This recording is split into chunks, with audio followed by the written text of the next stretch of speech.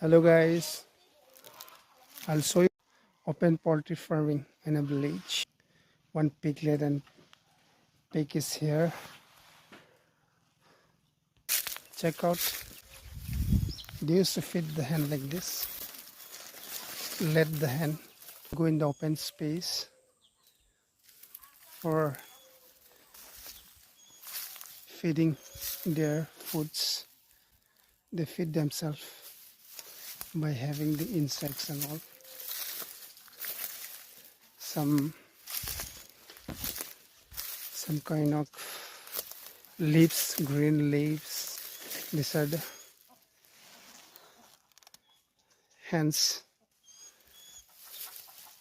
The people over here in a village, they used to farming in the open areas.